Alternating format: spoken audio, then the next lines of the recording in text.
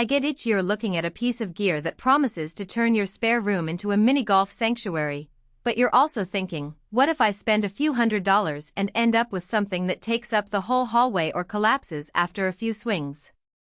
That hesitation is real, especially when you've probably seen a dozen Instagram reels of people tossing a net over a doorway and instantly becoming pro golfers.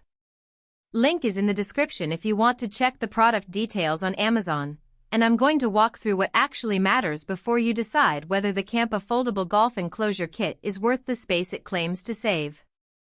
First off, let's talk about the core promise, a fold-up, single-person setup that lets you swing a driver indoors without wrecking the drywall. The kit markets itself as a premium sports kit that's safe, durable, and immersive. In practice, that means you get a metal-framed arch that you can unfold in a few minutes, a high-visibility net that catches balls, and a set of padding strips that protect the surrounding walls.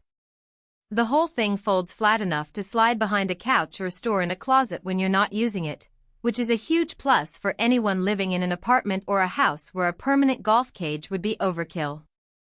Now, who actually benefits from this setup?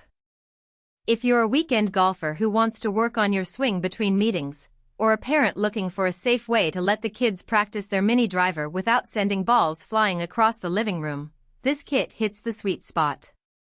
The effortless one-person setup claim holds up when you read the assembly instructions. There are only a handful of bolts, each with a quick-release latch, and the frame snaps into place without needing a wrench.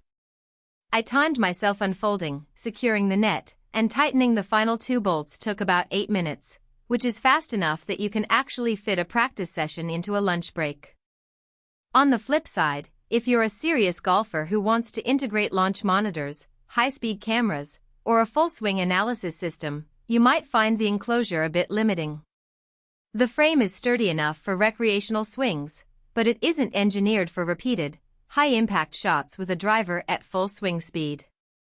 Over time, the net's tension can loosen slightly, especially if you're consistently hitting the ball hard and the frame isn't bolted into a wall for extra support.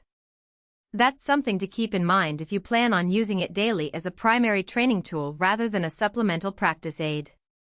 Another practical point is the Immersive Experience angle. The net itself is bright orange, which makes it easy to track the ball's trajectory, and the open-air design means you're not confined in a cramped cage. However, because the enclosure is essentially a net stretched over a frame, you won't get the same level of sound dampening or privacy as a purpose-built indoor hitting bay. If you live in a condo with thin walls, you'll still hear the thwack of the club and the occasional pop of the ball hitting the net, and your neighbors might pick up on that. It's not a deal-breaker for most, but it's worth noting if you need a truly silent setup. Let's dig into the durability claim. The metal arches are coated with a powder finish that resists rust, which is reassuring if you ever leave the enclosure out in a garage that gets a bit damp.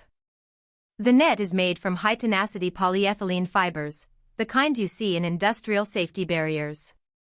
In my own testing, the net held up after dozens of drives without any tears or fraying. That said, the kit does not come with a warranty longer than a year, and the manufacturer's support page is fairly minimal. If you're the type who expects a long-term guarantee, you might want to factor that into your decision. One hidden trade-off is the amount of floor space you actually need when the kit is set up. The frame spans roughly 8 feet wide and 6 feet tall, which is perfect for a garage or a large basement, but it can feel cramped in a standard bedroom. You'll need a clear wall behind you and enough clearance in front for the ball to travel safely.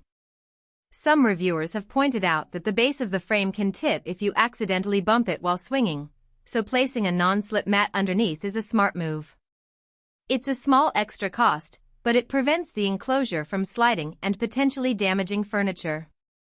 If you're on the fence because you're worried about the cost versus the benefit, think about the alternative: renting time at a commercial indoor golf center or buying a permanent, wall-mounted hitting net that takes up permanent real estate. The KHAMPA kit sits in a sweet spot where you pay once, store it away when you're done, and avoid recurring fees. The price point is higher than the cheapest pop-up nets on the market, but you're paying for a sturdier frame and a